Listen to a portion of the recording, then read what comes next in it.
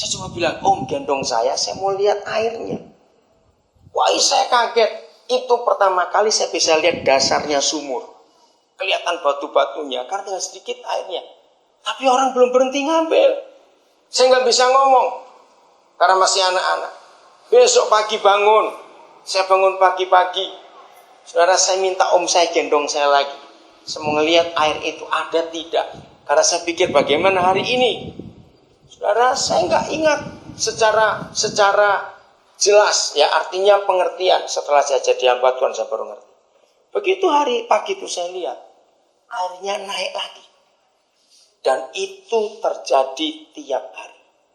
Setelah saya jadi hamba Tuhan, saya masih ingat di Yohanes 4, ketika Tuhan Yesus ketemu seorang pelacur di sumur siapa?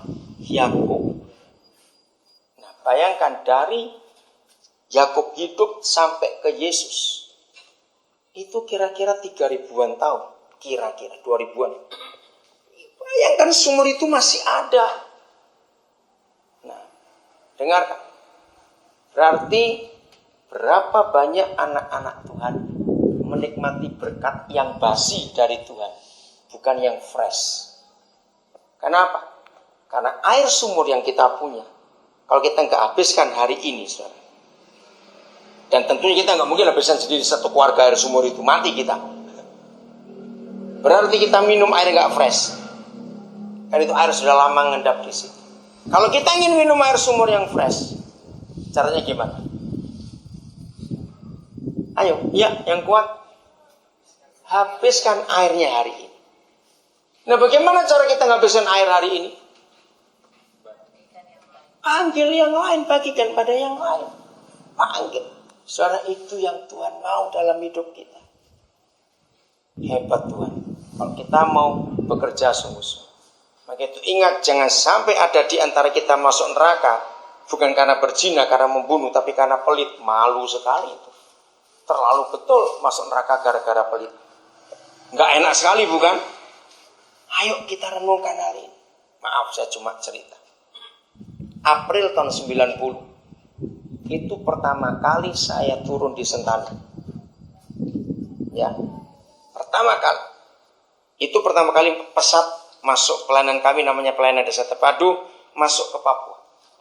Kami langsung buat acara di BSG.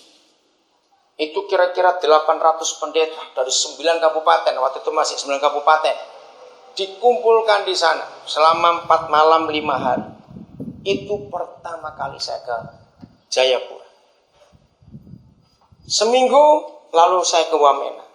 Itu pertama kali juga. Hancur hati saya melihat itu. Nah, saudara, walaupun saya pendeta, tapi saya nggak hobi buka gereja. Itu bedanya. Kenapa? Di Papua sudah banyak gereja. Saya nggak mau merusak gereja yang ada.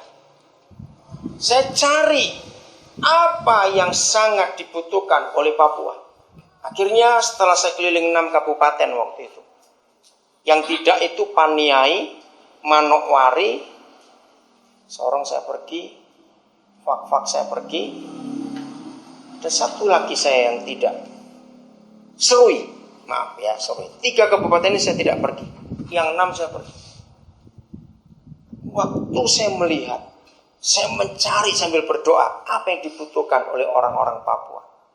Saudara, saya punya prinsip Wahyu 21 dalam pelayanan saya. Di mana gereja hadir, itu Wahyu 21 mengatakan, maka gereja akan menghapus air mata orang di sekitar saya. Saya cari sebab mengapa orang Papua menangis. Dan saya hadir di Papua untuk menghapus air mata orang Papua.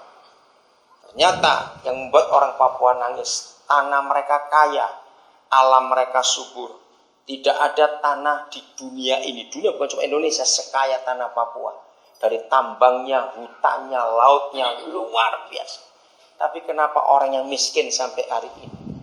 Betul-betul kalau kita lihat Papua ini, pepatah Indonesia berkata, induk ayam mati di lumbung padi. Itu betul. Mengapa orang Papua nangis? Akhirnya kami menemukan jawabannya. Karena orang Papua tidak punya sistem pendidikan yang baik. Mereka nggak bisa pintar, nggak bisa ngelola tanahnya sendiri. Lalu tahun 91 supaya cepat maksud kami langsung buka SMA Kristen di Wamena. Kenapa buka SMA Kristen?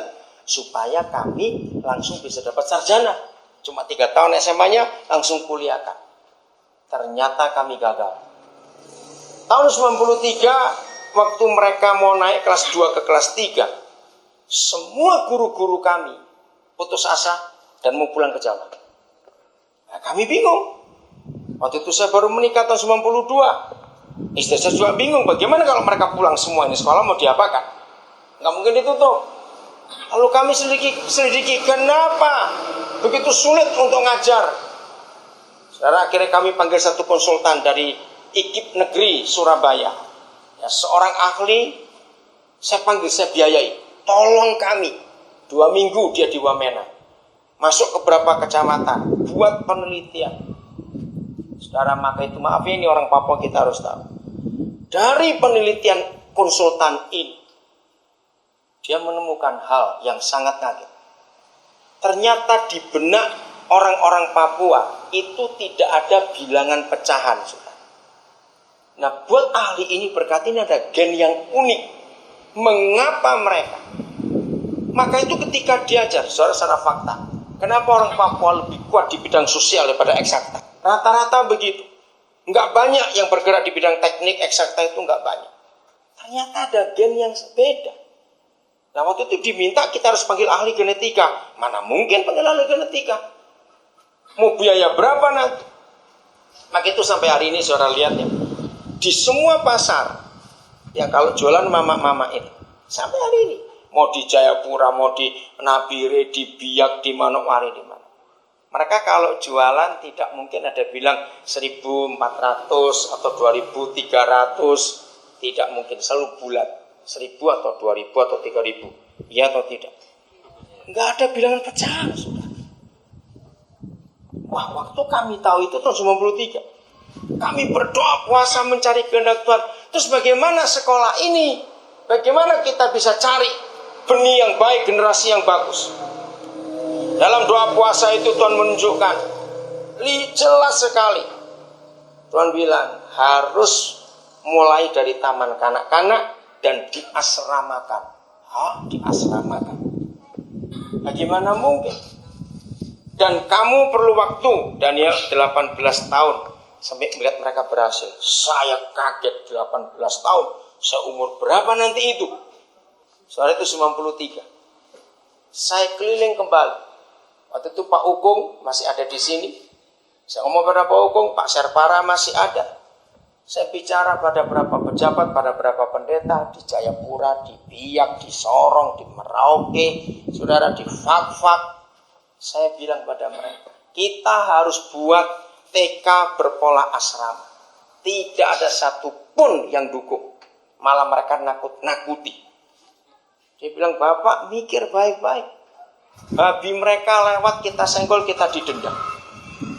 Kalau Bapak ambil anak-anak mereka dari TK, kalau ada apa-apa bagaimana? Wah, malah ditakut-takuti. Tidak ada jalan lain untuk menolong Papua, harus diasramakan anak. Nah, akhirnya saudara, nggak tahu bagaimana ceritanya, ringkas cerita. Dari Nabire yang panggil kami. Mereka dengar pola ini. Siap. Itu yang saya nggak pernah mikir, kenapa Nabire? Padahal saya mau konsentrasi di Wamena. Karena sekolah sudah ada, tinggal melanjutkan. Akhirnya Nabire panggil. Biak menolak, semuanya menolak. Akhirnya kami ke Nabire. Saya terkejut. Gereja di Nabire, pemerintah di Nabire siap. Maka TK berpola asrama pertama kali ada di Nabire.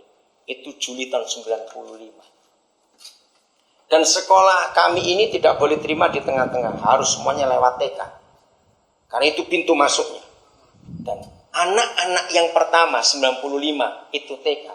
Sekarang sudah semester 2 ada di Jawa. Minggu yang lalu lulusan generasi ketiga. Karena 95, 2007, yang 96 lulus 2008. 2008, 2009, terus 2010 ini. Ini baru generasi yang ketiga.